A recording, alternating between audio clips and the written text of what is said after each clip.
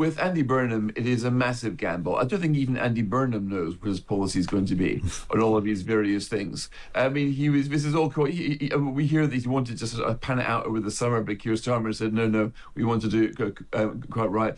So, but what I say in my column is that there's also a scenario where this goes right rather than goes wrong. Let's stay with the topic of Andy Burnham because, as I said, lots of speculation, especially as to what his premiership will involve, what his policies will be, because unlike most political contests, we have no idea what he thinks about immigration. I mean, we have some ideas from the things he said as mayor, but we don't know what his policies are going to be across the board, across defence, across immigration, across foreign policy. We just don't know these things. And we also don't know who is going to be in his cabinet and what that will look like.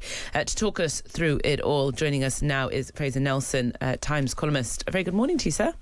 Good morning. You've written a piece in The Times this morning about Labour being on a knife edge. Why do you think they're walking a tightrope currently? Well, because they have taken the mother of all gambles here. Normally, normally voters decide who's prime minister. I mean, not directly, but but we all know about Keir Starmer, all the debates, all the policies, all the foreign policy. We had that idea. With Andy Burnham, it is a massive gamble. I don't think even Andy Burnham knows what his policy is going to be on all of these various things. I mean, this is all quite, we hear that he wanted to sort of pan it out over the summer, but Keir Starmer said, no, we want to do it quite right. So, but what I say in my column is that there's also a scenario where this goes right rather than goes wrong. Now, there's two main reasons I've got for optimism right now. I'm clinging to them for the time being. One of them is James Purnell, who's the Chief of Staff. Now, James Purnell is a former welfare secretary under the last Labour government. He's working for Fitch Global, which was a consultancy. He understands the financial world, understands realpolitik. He should be able to provide that experience that Andy Burnham simply doesn't have when it comes to this level of politics. And the other is Andy Haldane, the former chief economist of the Bank of England.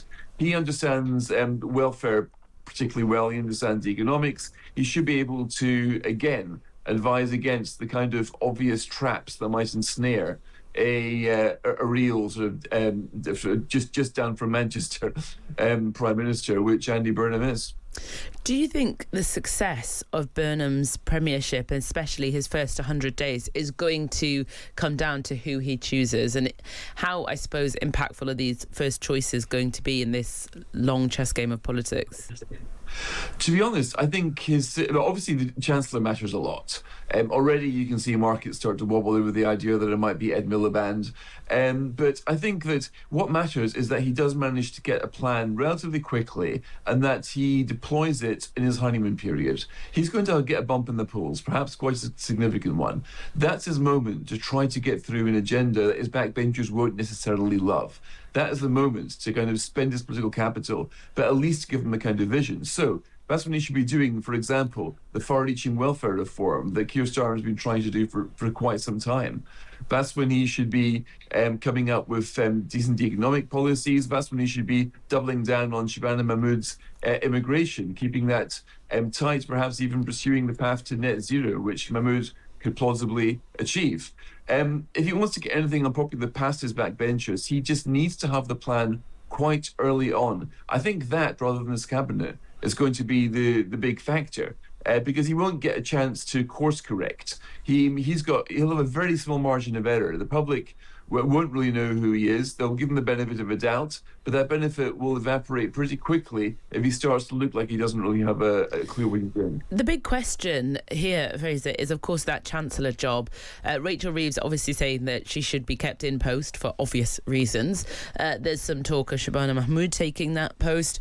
Where do you lie on this? And I suppose what's your thoughts? And I suppose what's the benefits and cons of changing/keeping the Chancellor?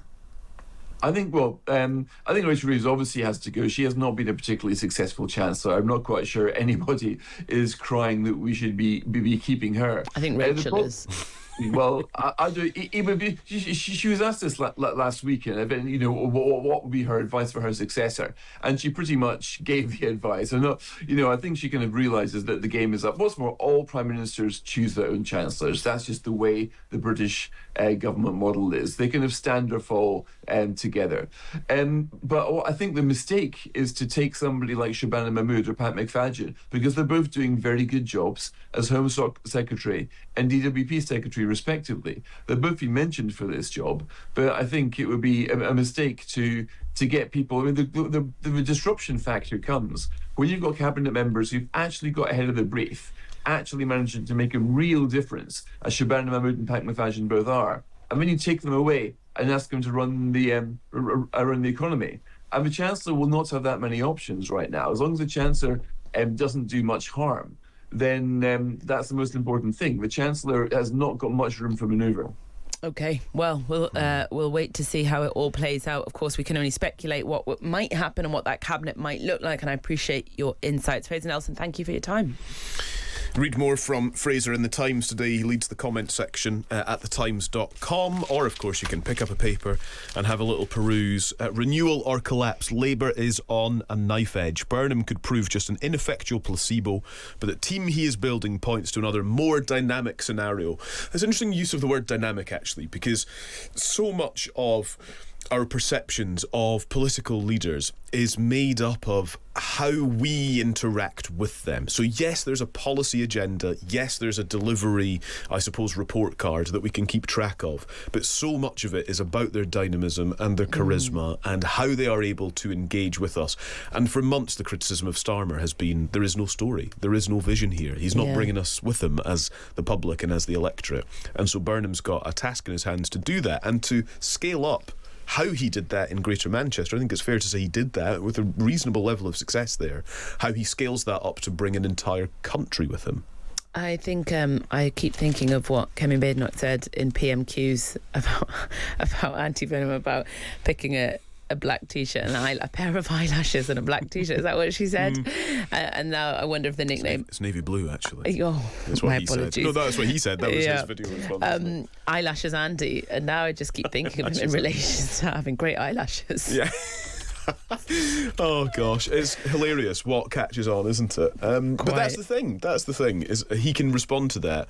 It's interesting to see how his social media is sort of ramped up and the attention it gets. That's the whole thing.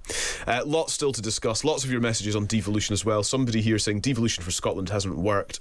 This is Joe saying it's ripped the guts out of local government, which is closest to the people and replicates the Westminster model. More layers of government is not an answer, but more powers to local government working in regional partnerships with Westminster with clearly defined roles would deliver better and stop members of Parliament and members of the Scottish Parliament being nothing more than paid campaigners and lobbying fodder.